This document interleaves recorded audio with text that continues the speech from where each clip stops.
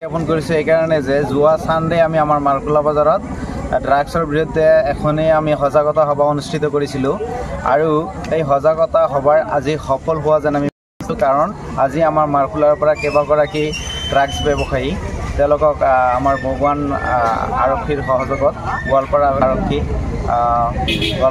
দুজনকৈ আমাৰ DSP আমাৰ লিপিকা বৰুৱা মেম আৰু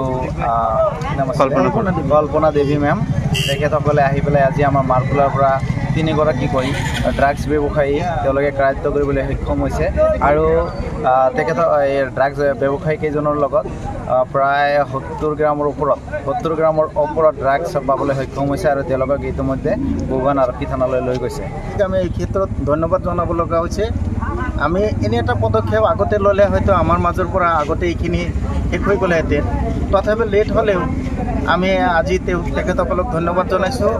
বিশেষকৈ জহৰুদ্দিৰ নিচিনা মানুহৰ ঘৰত 6টাকৈ কণ্টেইনাৰ ওলোৱাটো এটা দুৰ্ভাগ্যজনক কথা। আমি ভবাই নাই যে তেওঁৰ ঘৰত ইমান ড্ৰাগছ ৰৈ আছে আৰু মুছাৰফ আগৰ পৰা এইখিনিত জড়িত। আমি বাৰে বাৰে কৈ আছিলোঁ, গাৰ্জেনসকলেও মানুহে সজাগ কৰি দিছিল, কিন্তু তেখেতে মনা নাছিল। আজি তাৰ ফল পালে আৰু আমি সঁচাকৈ আনন্দিত হৈছোঁ। আমি সকলোকে আহ্বান জনাম আমি যাতে সকলোৱে মিলি আমাৰ এই মাৰ্কুলা অঞ্চলৰ পৰা ড্ৰাগছ, মদ, ভাং ইত্যাদি একেবাৰে নাইকিয়া কৰি দিব পাৰোঁ।